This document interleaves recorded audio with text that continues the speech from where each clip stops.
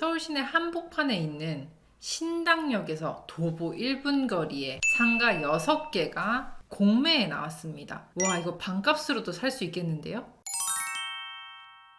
안녕하세요. 내 사업은 내가 키운다 노마케터스 로마입니다. 오늘은 부동산에 관련해서 말씀을 좀 드릴까 해요. 내 사업은 내가 키우는 채널에서 왜 부동산 이야기를 하냐 생각하실 수 있지만 제가 지금 5개의 사업을 운영하면서 2개를 제 상가에서 운영을 하고 있습니다. 제일 운영하면서 뼛속 깊이 아쉽고 속상한 게 뭐냐면 월세 낼 때예요. 솔직히 일하시는 분들 임금 드리는 거는 아쉽지가 않아요. 왜냐면은 정말로 열심히 일을 해주셨고 덕분에 정말 잘 크고 있다는 생각이 들기 때문에 안 아쉬운데, 월세랑 관리비 낼 때는 그렇게 속이 쓰려요. 그런데 이왕이면은 월세를 낼 수 있는 비용이면 사실 내 상가를 살 수 있어요. 그 정도 금액이면 이자를 내고도 오히려 더 저렴하게도 운영을 할 수 있거든요. 그래서 상가 부동산에 관심을 많이 가지시는 게 좋아요. 내가 사업을 할 생각이 있으시다면. 그런데 경매보다 공매는 더 한 번에 많은 물건이 나오기도 하고 유찰되는 것도 1일씩 계속 떨어져요. 경매는 예를 들어 한 번 유찰되면은 1주, 2주 있다가 2차 금액이 나오는데, 공매는 그렇지가 않아요. 온비드라는 사이트에서 만약에 10일날 시작했어요. 10일날 시작한 게 유찰되면 11일날 떨어지고 12일날 또 떨어지고 13일날 또 떨어지고 이런 식으로 하루하루 날짜로 계속 떨어지거든요. 금액이 떨어지는 폭이 되게 크고 또 물건이 한 번에 많이 나오기도 하니까 조금 더 경매보다 저렴하게 상가를 살 수가 있습니다. 그런데 이번에 그 신당역이 위치가 어딘지 한번 보여드릴게요. 네이버 지도에서 보시면 신당역이 동대문 역사문화공원역 근처고, 위에는 이렇게 청계천이 흐르거든요. 그리고 조금만 옆으로 가보면 종로, 을지로, 종각, 시청, 위치가 어딘지 좀 감이 오시나요? 그러니까 중구에 해당되고 왕십리역, 상왕십리, 왕십리 쪽에서도 가까워요. 그러니까 이렇게 확대를 해봤을 때 2개의 신당역이 지나가는, 거기에 2호선 2번 출구에 걸어서 1분 거리에 있는 요 황학 아크로타워 상가가 나온 겁니다. 그래서 이 상가에 내가 어떤 사업을 할 수 있을까, 아니면 내가 하고 있는 사업을 이 상가에 들어가서 할 수도 있지 않을까라는 생각을 하면서 봐주시면 좋겠어요. 물론 가장 부동산을 투자를 하시는 분들이 기본적으로는 내가 싸게 매입을 해서 월세를 나와서 수익을 보는 거, 조금이라도 좀 현금 흐름을 만드는 걸 목표로 하시는데, 항상 그 엑싯이 있어야 되거든요. 내가 이걸 임대를 못 놓았을 때는 내가 어떤 사업을 들어가서 차릴 수도 있어야 된다는 생각까지 하고 상가는 고려를 해야 되기 때문에, 그거를 같이 한번 나는 여기에 뭘 차릴 수 있을까 생각해보면서 봐주시면 좋을 것 같아요. 이 물건이 무려 다가오는 이번 주 목요일부터 시작을 하는 물건이에요. 이 영상을 언제 보실지는 모르겠지만 올라간 시점에서 봤을 때는 아직 시작을 안 한 물건입니다. 그런데 지나고 보실 수도 있잖아요. 지나고 보신 분들은 이 물건이 지금 어떻게 바뀌어 있는지 한번 관심을 가지시면 좋을 것 같아요. 이 제가 브리핑 해드리는 거랑 지금 현재 그 황학 아크로타워에 뭐가 있는지랑 비교를 해보시면 약간 타임머신 타고 미래에 가서 물건을 보는 것 같은 그런 기분이 드실 수도 있을 것 같습니다. 그럼 한번 제가 오늘 황학 아크로타워 공매에 대해서 어떻게 제가 임장을 다녀왔는지 공유를 해볼게요.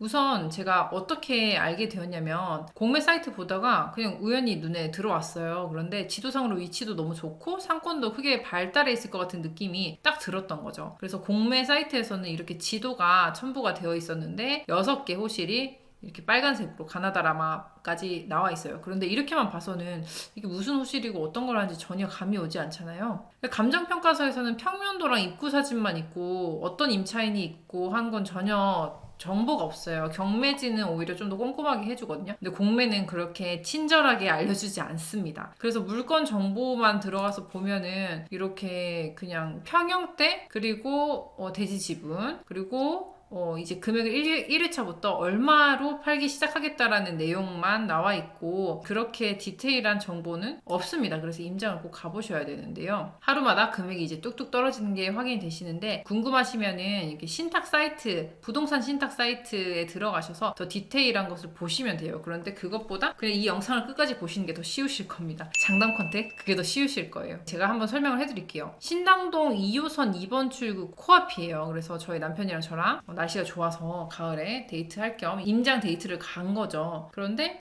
지도 찍고 황학 아크로타워를 가는데 금호역이랑 신금 성모역적을 지나서 왔거든요. 근데 거기도 진짜 신기했어요. 그래서 이건 제가 다음에 또 한번 썰을 풀어드릴게요. 그래서 지금 오늘은 어쨌든 신당역 황학 아크로타워에 집중해야 되니까 거기에 말씀드릴게요. 그거에 대해서. 신당역 2호선 2번 출구 나와서는 1분도 안 걸리는 거리에 위치해 있고요. 1층에서 봤을 때 되게 큰 식자재 유통센터가 있었어요. 투썸 플레이스도 있었고요. 안에 뭐 병원이며 온갖 것들이 다 있는 주상복합 상가였습니다. 유동 인구가 정말 많았어요. 그리고 앞에 바로 건너편에 지금 새로 올라가는 건물이 있었고요. 주위에 공실도 없어 보였어요. 그래서 네이버 지도에서 들어가서 확인을 해보니까 근처에 조금씩 매물이 있기는 한데 조금 다 구축이고 다 구석이고 그래요. 그리고 여기 황학 아크로타워 내에서는 전혀 매물이 없다. 월세 매물이 없다라고 보시면 되시고 딱 하나 나와 있던 게 4억짜리로 매매가 나와 있었어요. 근데 이게 좀 이상한 게 평양대가 10평이거든요. 10평인데 월세가 1000에 120만 원으로 맞춰져 있어요. 이거면은 제가 수익률을 계산했을 때 2.7% 정도밖에 안 나오더라고요. 2.7%면 요즘에 은행 수익도 안 되는 금액이거든요. 그래서 이거를 4억에 누가 돈을 주고 살까? 뭐 그런 생각을 잠깐 했습니다.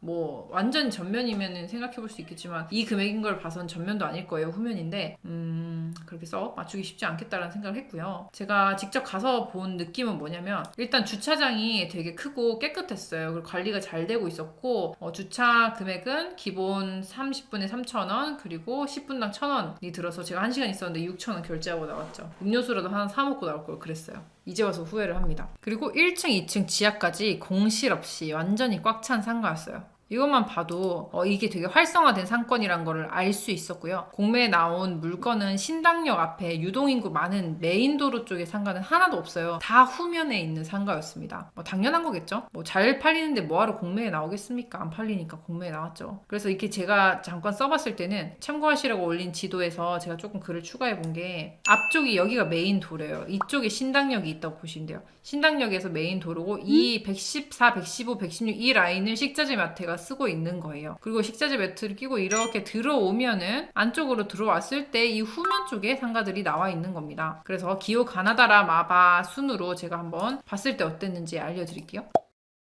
우선 102호예요. 102호는 이렇게 완전히 제일 후면이에요. 여기서 메인이고 이렇게 들어가서 또 이렇게 들어가서 있는 아주 후면 상가입니다. 그리고 모양도 옆으로 길다랗고 이쪽에 커다란 기둥이 있었어요. 보시면 여기 기둥 보이시죠? 이 기둥이 한 평은 먹지 않을까라는 생각이 들 만큼 좀 애매하게 들어가 있었고요. 여기가 지금 뭘로 쓰이냐면 창고같이 쓰이고 있는데 아래에 나올 106호의 뜬구름 연구소라는 공방이 있어요. 그 공방에서 창고로 쓰는 것 같다는 추측을 했습니다.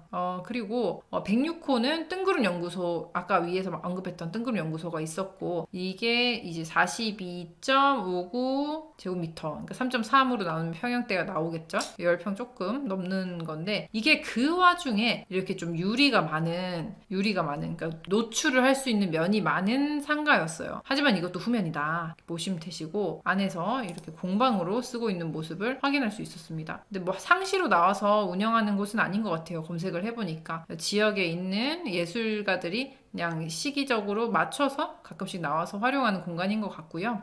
그나마 가시성이 있는 물건 중 지금 나온 물건 중에서는 그나마 있는 거였다라고 보시면 되시고 123호는 창고로 쓰고 있어요. 여기가 123호거든요. 근데 여기 면이 노출면이 요만큼밖에 안 돼요. 106호는 아까 이렇게 둘러서 가시성이 좀 있었는데 얘는 정말 좁았습니다. 문 하나밖에 없었어요. 이렇게 문 하나밖에 없었고 여기도 마찬가지로 안에 그냥 창고처럼 휴게 공간처럼 어느 분이 휴게하시는지 모르겠지만 사용을 하고 있었습니다. 그리고 125호가 식자재 마트 앞에 메인도로에 있는 큰 식자재 마트 창고로 사용하고 있었는데요. 여기 보시면은 요렇게 돌아서 요렇게 들어가서 이제 마트에서 왔다 갔다 하고 계신 거예요. 근데 여기만 쓰고 계신 게 아니라 이 뒤에 되게 많은 호실을 식자재 마트가 창고로 쓰고 있었습니다. 그래서 사실 여기를 굳이 빼야 된다면 다른 창고를 좀 분산해서 넣을 수도 있으실 수도 있겠다는 생각이 들었어요. 안정적으로 보이지는 않았지만 제가 느끼기에는 그 와중에 6개 중에서는 106호랑 125호가 그나마 나았다. 보시면은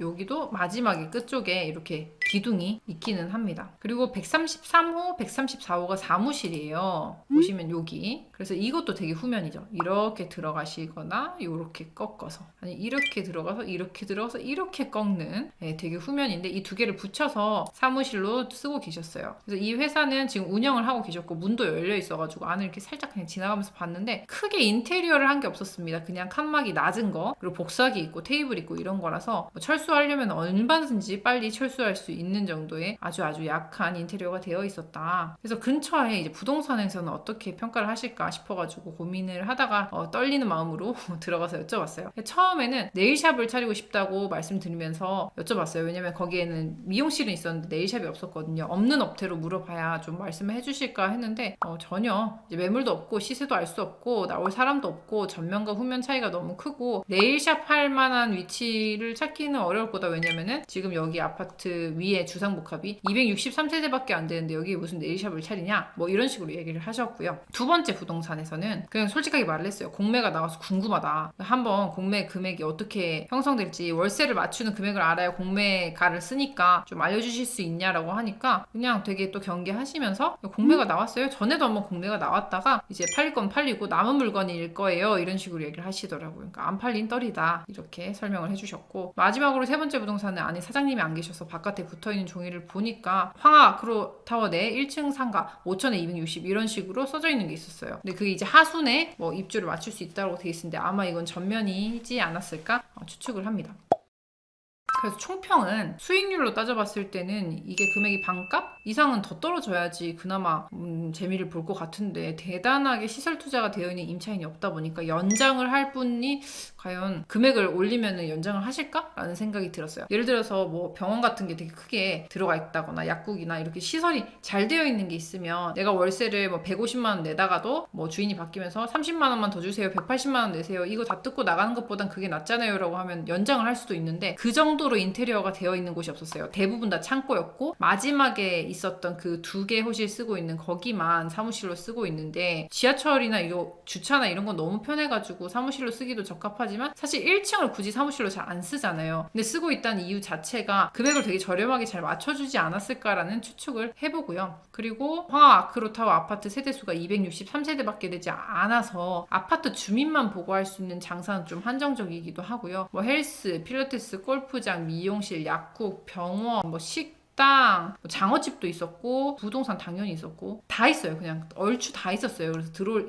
업종은 거의 다 들어와 있어가지고 그래서 네일샵으로 물어본 거예요. 없는 업종으로 여쭤보려고 하니까 어쨌든 세대수가 너무 적긴 해요. 근데 바로 옆에 센트라스 아파트가 네일샵이 9개가 있더라고요. 근데 거기는 곱하기 10배 2789세대예요. 정말 많죠. 그래서 장사를 해도 그쪽에서 하려고 하지 황하 아크로타워 쪽에서 하려고 하시는 분은 내 측에서는 어쨌든 찾아오는 업종이 아니면 좀 어렵겠다. 쿠킹 클래스 같은 거를 한다든지 내가 무슨 공방 같은 걸 한다든지 공방하면서 누구 가르치면서 뭐 팔면서 이런 식으로 하거나 아니면 좀 찾아오는 거 어쨌든 뭐 퍼스널 컬러 뭐 트렌드에 맞춰가지고 레슨 해주시거나 뭐 그런 분들 있잖아요. 그런 분들이 하시기에는 어쨌든 지하철역으로도 가깝고 주차장도 편해서 좋은데 그 외에 우리가 흔히 하는 장사 메인 로드에 있어야지 가시성 있게 할 수 있는 장사 이런 거는 맞추기가 좀 어려울 것 같다라는 생각을 했어요. 그래서 저는 이번에 뭐 제가 투자할 만한 건 아니라는 생각이 들었고 그냥 각 호실에 얼마나 거래되는지 너무 궁금하긴 하거든요. 그래서 호실마다 제가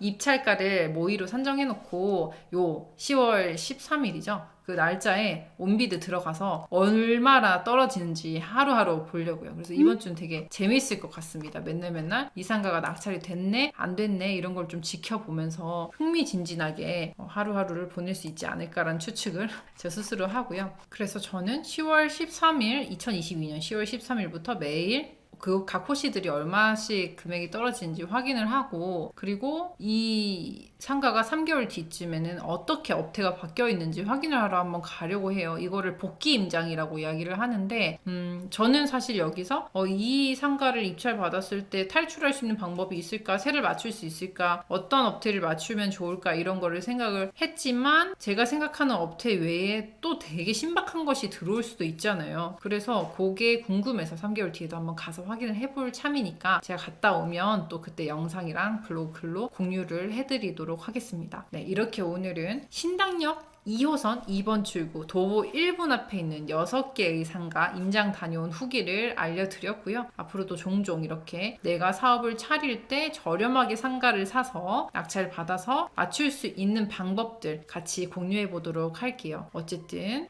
집에서 할 수 있는 나만의 사업도 있겠지만 꼭 오프라인에서 해야 되는 사업들도 있으니까요. 이런 방법을 아시면 투자비를 훨씬 많이 아끼실 수 있다는 거 참고해 주세요. 오늘도 긴 영상 봐주셔서 감사합니다. 다음 시간에 또 즐거운 영상으로 인사드릴게요. 감사합니다.